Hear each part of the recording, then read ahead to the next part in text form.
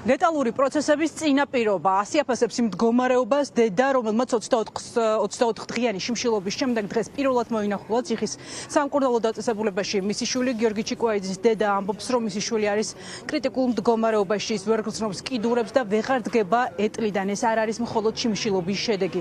ის მიმართავს გენერალურ პროკურორს და მიმართავს ასევე იმ მოსამართლეს კელენჯერიძეს, რომელმაც მიიღო გადაწყვეტილება ჩიკვაიძის წინააღმდეგ და გაუშვა ციხეში, რომ შევიდნენ პენტენციურ დაწესებულებაში და საკუთარი თვალით იხილონ რა მდგომარეობაში ახლა გიორგი ჩიკვაიძე. დედა ასევე მიმართავს პოლიტიკოსებს, პოლიტიკურ პარტიებს და არასამთავრობო ორგანიზაციებს, რომ დაეხმარონ, რომ გადაარჩინოს სიკვდილს მისი შვილი. ეს არის შიმშილობის 24 დღე და მე რაც იქ ვნახე, ეს არ არის მხოლოდ შიმშილობის შედეგი. ჩვენ არ ვიცით იქ რა მოხდა 13 მარტს.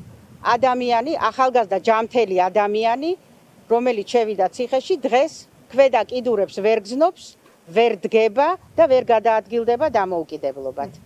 მე ამას ვაფასებ როგორც დედა. ეს არის წინაპირობა ლეტალური პროცესის. ეხლა მივმართავ ორ ადამიანს საქართველოში.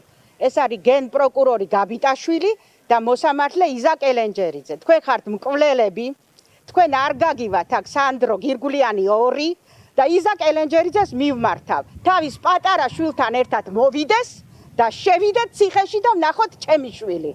აი შენი გადაწყვეტილებების გამო, შენი უკანონო გადაწყვეტილებების გამო, ჩემი შვილი ხა შიმშილობს და ვერ გადაადგილდება. თქვენ ხართ მკვლელები, მე ხლა მივმართავ არასამთავრობო ორგანიზაციებს და იმ პოლიტიკურ პარტიებს, რომელსაც კიდე რაღაცა გეთქმით. ამოიღეთ ხმა.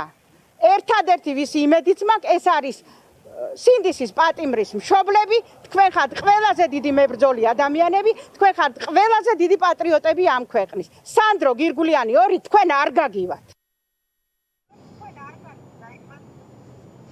გიორგი ჩიკვაიძე მის პატიმრობას, უკანონო გადაწყვეტილებას, რომელიც მოსამართლემ მიიღო მის წინააღმდეგ, 24 დღეა პროტესტის უკიდურესი ფორმით უპირისპირდება, ის შიმშილობს და ის არის კრიტიკულ მდგომარეობაში, როგორც ამას ამბობენ ციხიდან გამოსული, როგორც დედა, ადვოკატი, ასევე ომბუდსმენის წარმომადგენელი, რომელიც ეტაპობრივად შედის მის მოსანახულებლად. ციხის ადმინისტრაცია იძულებული მას შემდეგ გახდა გიორგი ჩიკვაიძე გადაეყვანა ციხის სამკურნალო დაწესებულებაში, რაც მისი მდგომარეობა დამძიმდა და მას გააგონება გაეთიშა.